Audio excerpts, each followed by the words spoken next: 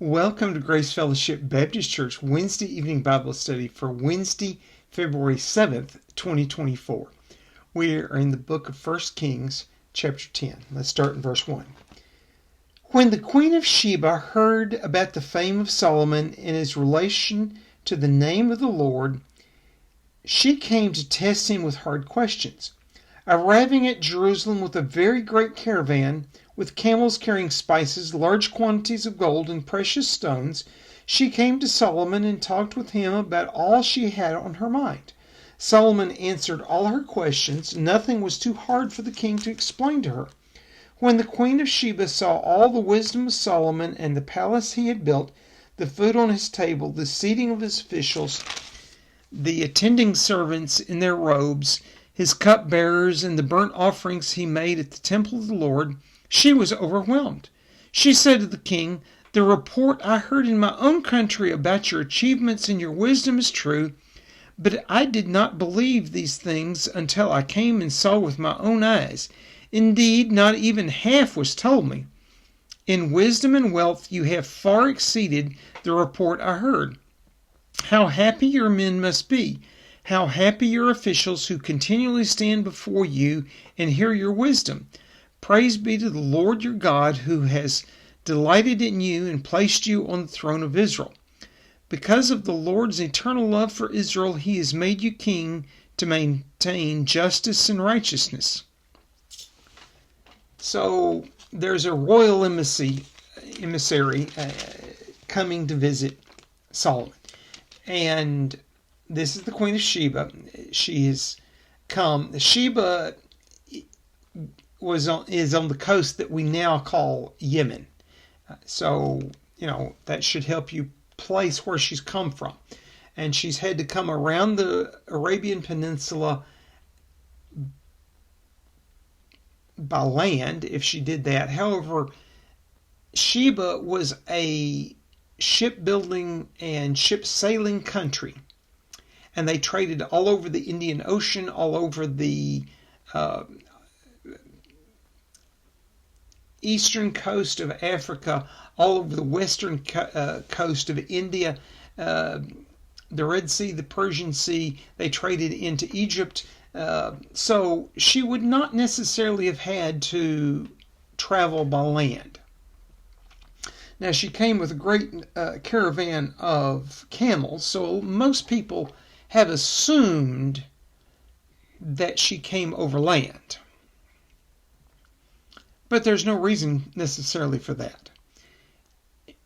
She commanded enough wealth and enough power that she could have arranged for camels to be at the port she decided to land at, travel across, load up her caravan there, and then travel on. She was a very powerful figure. The country of Sheba was a very prosperous trading country. Not very big, like Yemen today. It's basically only along the coast that you could grow any food. Inland was inhospitable territory, Saudi Arabia basically, desert. There was nothing there to support things. There was a forest on the coast at the time. There's very little wooded land there now. And they used their forest to build ships, but they built them differently so it didn't take as much wood. They, honestly, a lot of what they used to support their ships is they built reed ships, and the wood was used to support that, and make the mast and things like that. But they had access to sheep and therefore wool and therefore textiles, and were good at making sails, and they traveled all over that part of the world. And they would have known about Jerusalem and Israel. They probably had commercial interests that came that far. It was one of the main bread baskets in that part of the world, and probably bought a lot of their grain from Israel. whether directly or indirectly. And Egypt would have been harder for them to get grain, but they could have done that also.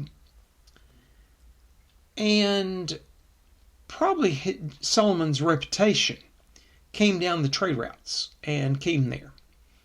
And she had to see this wisdom. Was it really, was this king that, from their perspective, came out of nowhere, really as wise and sound as he sounded like? They weren't at all concerned about David. A conqueror, as long as he doesn't get here, what does it matter? And they were across the sea, and he doesn't sound like he's got a navy, so you don't worry about him. They didn't worry about Egypt because Egypt couldn't get there very easily. And they could bottle them up in the Red Sea and prevent any invading navy from getting out. And it had been a very, very contested Red Sea, but they would have probably won that one. And the Egyptians weren't great sailors anyway. They would not have thought of an amphibious assault.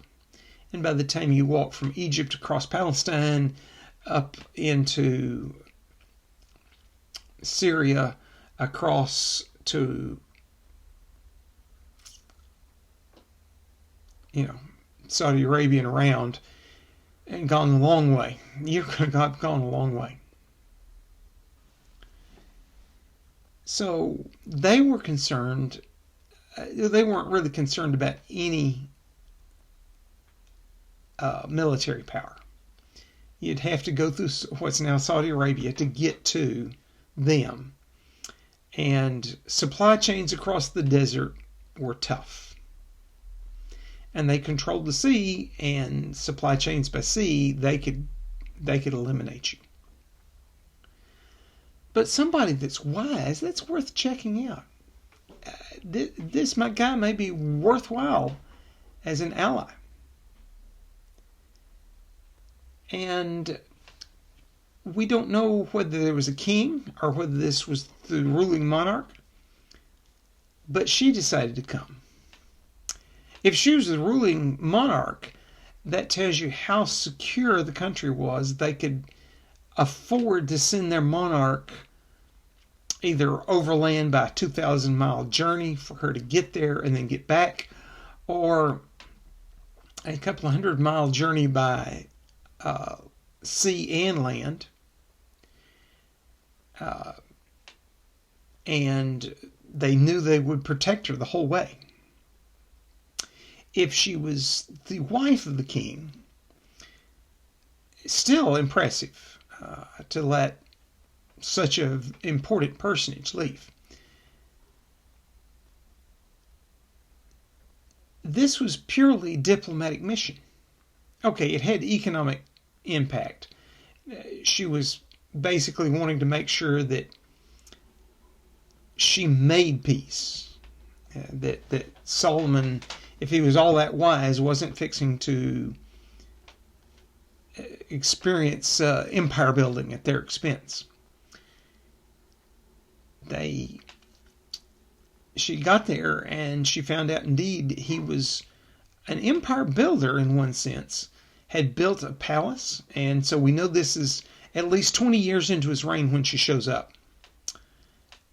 And he's probably built the walls of Jerusalem, or they're at least under construction when she gets there. The temple's there and been running for a while and is a smooth running organization. There's daily sacrifices twice a day. There's sacrifices every new moon, every Sabbath, every, important holiday. And after you've come that far, you don't just spend 2 or 3 days. She probably spent at least a month. She watched the going on in Jerusalem, watched the organization, and figured out exactly how things were. I mean, for a visiting dignitary that's there for a few days, you can put on show and pomp and circumstance and make it look really good, and things just look fantastic. But when you stay a long time, you will see, the less competent servants. You will see the least, the flaws in the system, etc., etc., etc. And she stayed long enough to know, no, they weren't putting on a special show because they saw me come up over the hill. This is daily life. And Solomon was a very good executive of the nation of Israel. And things were running well. His palace was well stocked, well supplied. His servants looked wealthy. She listened to him hold court and pass judgment and make rules, and saw his wisdom in ruling, and knew that what she was told was not all of it. They didn't get into the palace. They were businessmen, and they saw how, taxes were collected at the border, and when you entered Jerusalem, and when you entered the market, how well things were run. It was a well-run, orderly society. But let's face it, a lot of societies could be pretty well run. They didn't have to have a lot of organization in Sheba, because everything was within a day's walk of the coast. They traded up and down the coast, but you didn't necessarily need a lot of organization to keep that kind of society organized.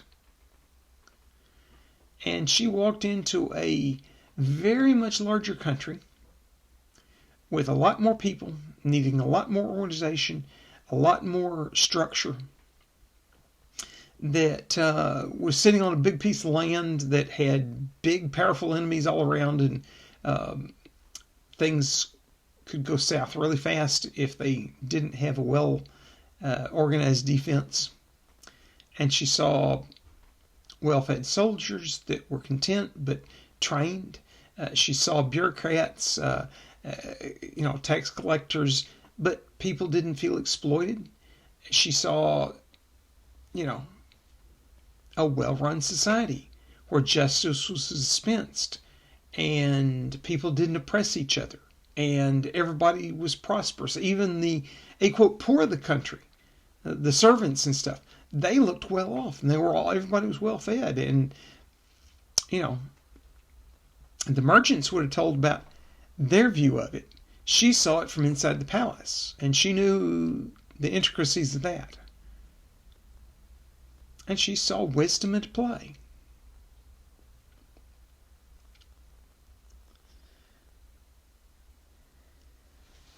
So, after she did that, then she got down to the business that she came for.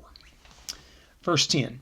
She gave the king 120 talents of gold, large quantities of spices and precious stones. Never again had so many spices brought in as those the Queen of Sheba gave to King Solomon. So she gets to doing the business of ensuring there's good diplomatic relations.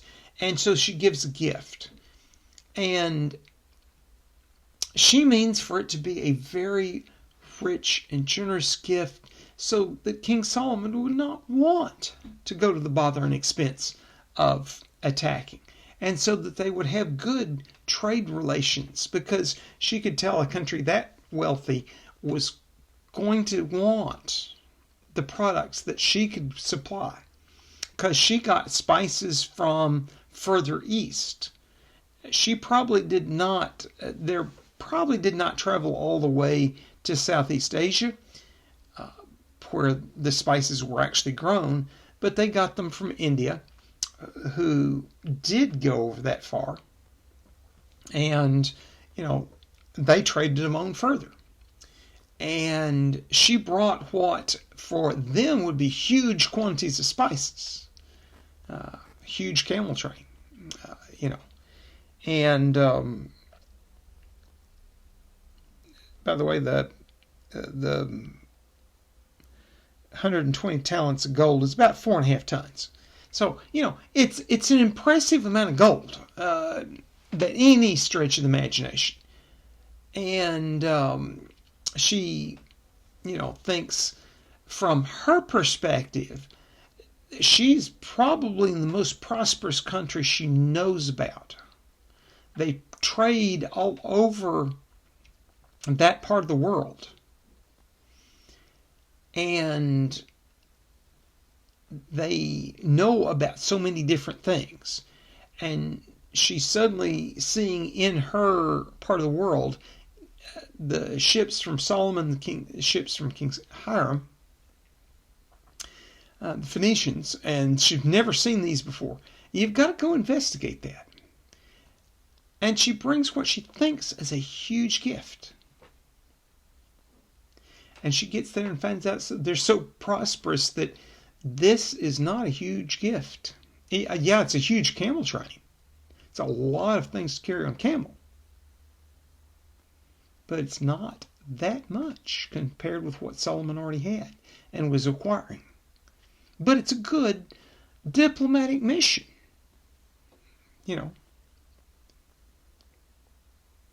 Verse 11, Hiram's ships brought gold from Ophir, and from there they brought great cargoes of amalgam wood and precious stones.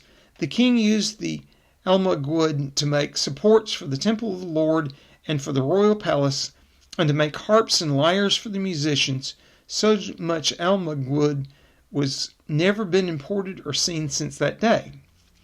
And we don't really know. That's kind of a transliteration of what the word is. It was some sort of lumber.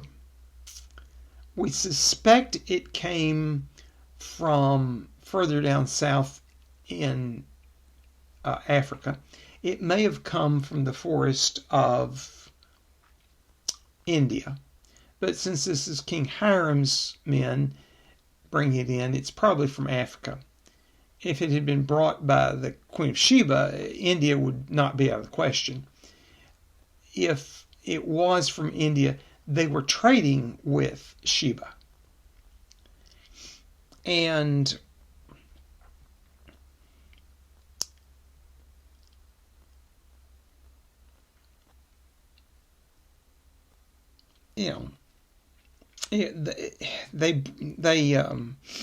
we know that Ophir was in Africa. There's been some archaeological finds in this past year that they think they now know exactly which city was the city that it was the trading post that ships came in and out of that was called Ophir. We'll see how that turns out in the next few years, because some work has been done there. The archaeologist did the work, has put it out there, and it's being tested by other archaeologists to see, did he do his logic right? And yet we still don't know. If he did it right, we finally found it. And that's been one of those archaeological mysteries for, a long time. And now we are beginning to get there. Verse 13, King Solomon gave the Queen of Sheba all she desired and asked for, besides what he had given her out of his royal bounty, when she left and returned with her retinue to her own country. So she makes this visit. There's this little interjection that about how King's Hiram men were making profit for him. The context here implies that they're going to Sheba to make the profit. And so her returning here is the, making sure they have peaceful relations, and both sides are wanting peaceful relations. So it's not hard to see they have a peace, come to a peace treaty. And she brought in this large quantity that she thought was a large quantity. And the spices were the things that were so unusual. But King Hiram's men were bringing in what the Israelites viewed as wealth, more wealth. And we'll get to a few verses later about how much they were bringing in, quantities, and what Solomon did with it. And yeah, he was very prosperous. And he gives her, in turn, things that she thought were wealthy that they had in short supply in their land. So they make an economic trade. She comes over land, apparently, or partially over the sea and partially over land. And she has this gift, and then he gives a gift back. And he would have given things that locally were inexpensive, but to her was stuff she didn't have. She brought stuff that locally was inexpensive to her, but that Solomon didn't have. And the spices is the main one. They came from east of her. She had them in large quantities because she was the middleman. And she brought them in. And, it's a royal bounty of spice. Well, Solomon gives her in turn. There's no accounting of what he gave. And, honestly, if we had that accounting, we might go, he didn't give very much in return. On the other hand, from her perspective, she probably made a profit. Solomon and the Israelites know they made a profit.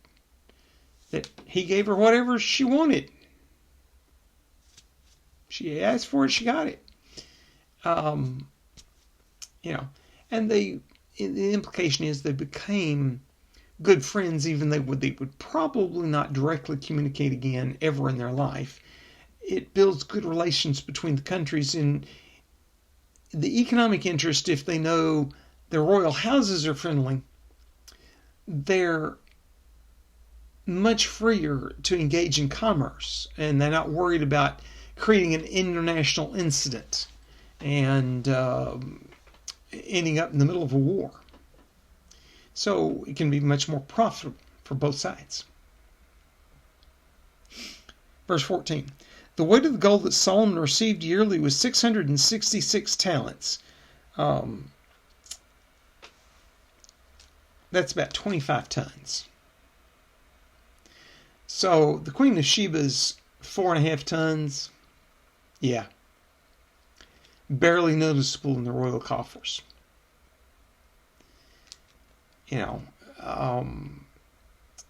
As far as buying power of gold, it probably wasn't as high as it is today in our world. But even at that, it was the premier metal of exchange. And that's an enormous amount of wealth. And he's not going down and mining it. He's buying it and importing it. So he's having to pay for it with currency of the realm. Of course, they don't really have yet the concept of a monetary exchange where money has set value and it's minted, and they're still in the barter stage. And you barter, a kilogram of gold for so many bushels of wheat, and, etc. And so they're making so much trade with things that other people want that they have, that their gold reserves, their profit after the trip, and after they've paid the captains of the ship and all the sailors and the port authorities and et cetera, et cetera, et cetera, et cetera, and paid all the taxes along the way, is they're making 25 tons of gold a year profit.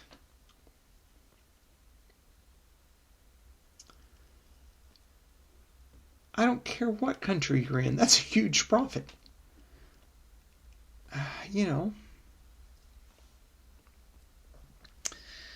Verse 15, not including the revenues from merchants and traders and from all the Arabian kings and the governors of the land. So he's making profit from other people also. That's just what his Royal Navy makes as a profit in trading is the 666 talents, the 25 tons of gold a year. And he gets tribute from other people and et cetera, et cetera, et cetera. He has the wealth to do whatever he wants and make his people prosperous.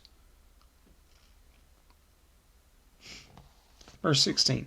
King Solomon made 200 large shields of hammered gold.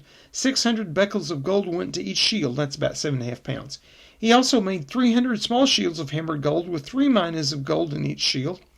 The king put them in the palace of the forest of Lebanon. That's the public part of the palace where the public came in and court was held and dignitaries were met and the public could come in for, festivities that they were invited to, etc. And if you needed an audience with a judge, that's where you went. So he had his wealth on display in the public palace and had shields made of gold, large and small. 7.5 pounds of gold to make a large shield is not a shield you actually want to use in battle. It's a showpiece. It's an art piece. He has so much gold, he can decorate his walls with gold ornaments that look like they have battle ready. I'm sure by this point in time, he's got blacksmiths making iron instruments for his army. If they needed a metallic shield, they had an iron shield. He had the best of whatever. They would have known enough to know, gold doesn't make a good shield. I know in some of the Greek literature, they perceived that the value of the shield in war was based on what metal was in. So a gold shield was viewed as best, and silver second rate, and a brass shield was next, and a bronze shield was next, and an iron shield was kind of if you couldn't afford anything better, or a wooden shield if you were really poor. But in the value of protecting your life, that iron shield was the best thing on the battlefield. And that leather-covered wood shield was kind of second best. A bronze shield depends upon exactly how it was made, could be better. But a brass shield was no stronger and heavier. And a bronze reinforced wood and leather shield was probably, until you got to an iron shield, one of the best things you could buy on the battlefield, to carry on the battlefield. And yet the Greeks thought the gold was best. Well, gold is so soft and malleable. In hand-to-hand combat days, several hours of beating on it with a sword, it wouldn't be a shield anymore. It wouldn't protect you. And gold is heavy and relatively weak and pliable. And so it wasn't really a good shield. Now, a gold sheen on a bronze shield might look really cool. And that's essentially what in the Hall of Lebanon Solomon did. Make cool-looking shields from gold and hang them on the wall. They were decoration. But they also not only showed his military might, they showed his economic might, and that he was wealthy enough to be able to have, for just public display, where the general public came in and saw his palace. And he didn't have just huge numbers of soldiers in the palace to guard every piece of gold. He had a well enough run society that was wealthy enough. Nobody considered trying to steal one from the king. Verse 18. Then the king made a great throne inlaid with ivory and overlaid with fine gold. The throne had 6 steps, and its back had a rounded top. On both sides of the seat were armrests, with a lion standing beside each of them. 12 lions stood on the 12 steps, one at either end of each step. Nothing like it had ever been made for any other kingdom. All King Solomon's goblets were gold, and all the household articles in the palace of the Forest of Lebanon were pure gold. Nothing was made of silver, because silver was considered of little value in Solomon's day. The king had a fleet of trading ships at sea, along with the ships of Hiram. Once every 3 years it returned, carrying gold, silver, and ivory, and apes and baboons. The King Solomon was greater in riches and wisdom than all the other kings of the earth. The whole world sought audience with Solomon to hear the wisdom God had put in his heart. Year after year, everyone who came brought a gift: articles of silver and gold, robes, weapons, and spices, and horses and mules. Solomon accumulated chariots and horses. He had 1,400 chariots and 12,000 horses, which he kept in the chariot cities, and also with him in Jerusalem. The king made silver as common in Jerusalem as stones, and cedar as plentiful as sycamore trees in the foothills. Solomon's horses were imported from Egypt and from Kue. The royal merchants purchased them from Kue. They imported a chariot from Egypt for 600 shekels of silver and a horse for 150. They also exported them to all the kings of the Hittites and the Armenians.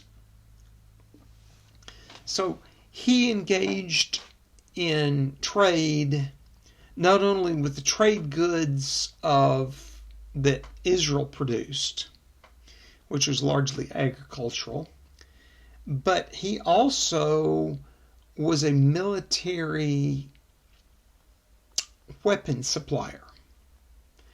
Egypt was such that it could make they bred good horses, and they had good horses there. Egypt was a good place to grow horses. Israel was not. And the kings north of them also did not have good land for growing horses, so they needed to import them.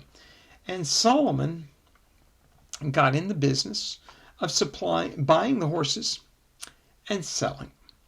And also from Kue, which my footnote here says probably Sicily. We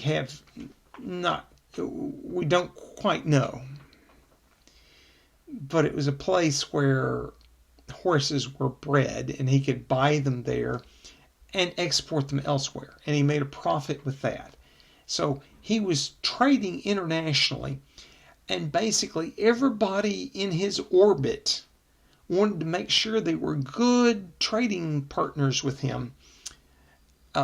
They were very concerned about the military power that Israel was. They had the knowledge of the history that King David had been a mighty conqueror. And this king looks like he's more interested in commerce. Well, let's get wealthy with him. Let's make him wealthy. Let's make us wealthy. And keep his army at home where it needs to stay, and not get him mad at us and have him decide he needs to invade.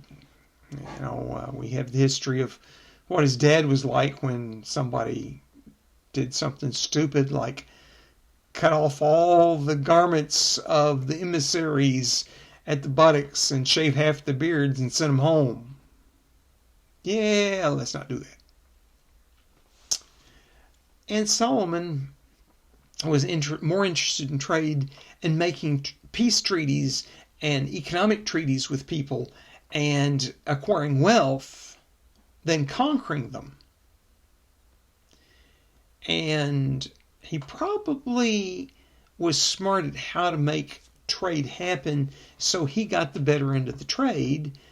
But he was also wise enough to know that if you impoverish the other end while you gain the wealth, they get upset with it, and you can't always control when they get too mad. So he made sure they made a profit too.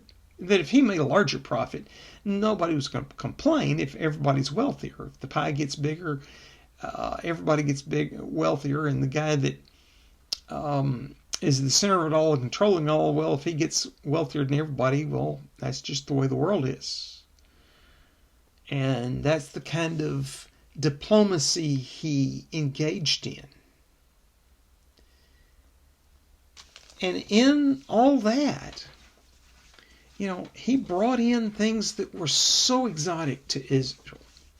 Apes and baboons, ivory,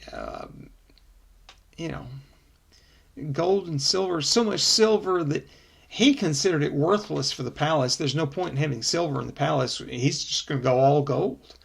And the common man in Jerusalem, gold was the only thing valuable. The silver was so common, it was considered like the stones in the fields.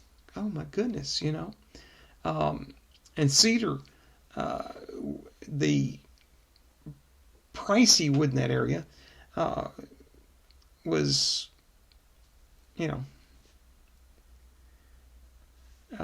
just also very, very common there. Solomon, he had an economic power because he had prosperity and he had peace. He had an army that his dad had built up that was very powerful. He had intelligent generals over him, over the army, that did the military things. And he kept it honest and ethical and above board, and therefore it stayed in good shape and made the country prosperous.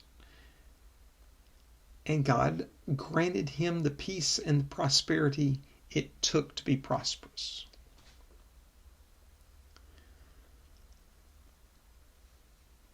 And he ruled his country well. He was wise in statecraft, and he was wise in international dealings, and he prospered because of that. In what, at that time for his country, was an astounding amount of wealth. He had the monarch from the wealthiest country that wasn't Egypt come visit him and thought they brought a great amount of wealth. And, it was a handful of change compared with what he normally got.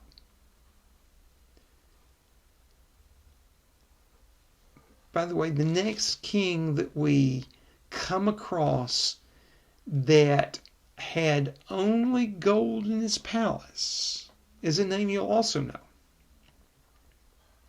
King Nebuchadnezzar. Again, Babylon was a trading country, and they engaged in trade with the whole world that they knew about, up into Mongolia, up into the eastern side of the Slavic countries, down into Africa, all across India. They knew about Southeast Asia and knew that's where the spices that they made a lot of their wealth trading further west came from. They knew as far west as Spain, but it was kind of mythical to them. Greece was as far as they really ever had explored to, but they learned from the Greeks that there was lands further west and had heard about all the way to Spain. They had heard about all the way to the Pacific Ocean, to what's China today. And they had heard about all the way up into where the land was constantly covered in snow. So up into Siberia and northern Russia. So they knew essentially from Spain to the Cape of Africa to the Pacific Ocean to the Arctic. And they got very prosperous trading. And that's what King Nebuchadnezzar used to conquer the world. And he built his empire with. And in that process, his palace was one that was so prosperous that it only had gold in it. That's the only two countries that we know about that only used gold in the palace. Everybody else used some silver, some brass, or some bronze, or some... In fact, King Solomon's son, Rehoboam, after he makes his mistakes, he has to buy his political freedom by taking all the gold ornaments down from the palace and sending them off to another king, and puts up brass in their place to make it look like he hadn't stole all the gold out of the palace to pay him his debt.